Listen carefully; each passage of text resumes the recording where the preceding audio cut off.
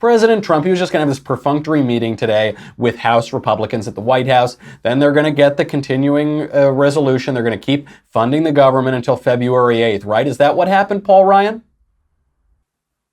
We just had a very long, productive meeting with the president.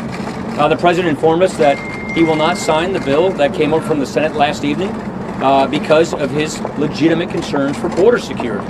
So what we're going to do is go back to the House and work with our members. We want to keep the government open, but we also want to see an agreement that protects the border. We have very serious concerns about securing our border. So the president said he will not sign this bill. So we're going to go back and work on adding border security to this, also keeping the government open because we do want to see an agreement.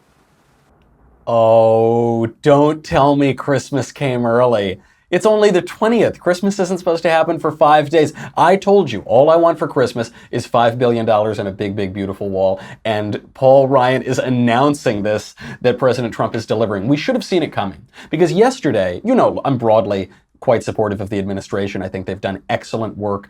They've been so much better than a lot of people expected they would. I was really upset yesterday, and I was not alone in this.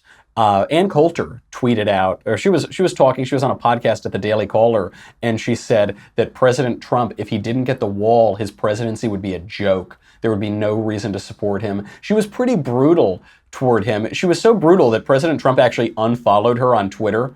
Apparently there's a Twitter bot that monitors the Trump family accounts and who they're following. He actually unfollowed Ann. And Ann Coulter has been pretty tough on Trump the whole time. And she's been tough on him in a way to push him to do better, to push him to not alienate his base, to push him so that he doesn't lose in 2020. And I think she's tried to maintain this tension where she wants to really, really push him, but not so much that he'll unfollow her. So he did unfollow her, but then he listened to her as well. I mean, we were pretty tough on him in this show yesterday. At the same time that the signature campaign promise, you're basically caving in and not delivering on, you choose instead to free thousands of prisoners from the clink through this First Step Act prison reform bill. It's just a horrible moment. I mean, just a really low point for the Trump presidency, especially as the economy starts tanking. So I don't know what it was exactly, who was whispering in his ear, but today he totally turns around and he says that we are going to do it. And he says he's going to build the wall in a very specific way. He sent out this tweet and wrote, "The Democrats who know steel slats parentheses wall, are necessary for border security, are putting politics over country. What they are just beginning to realize is that I will not sign any of their legislation, including infrastructure, unless it has perfect border security.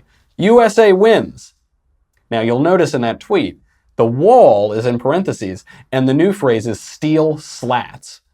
Steel slats. Okay, so what do we mean by steel slats? Well, you've probably seen there were a number of prototypes of this wall. One of them is that it slats up and down, and conservatives are a little upset about this.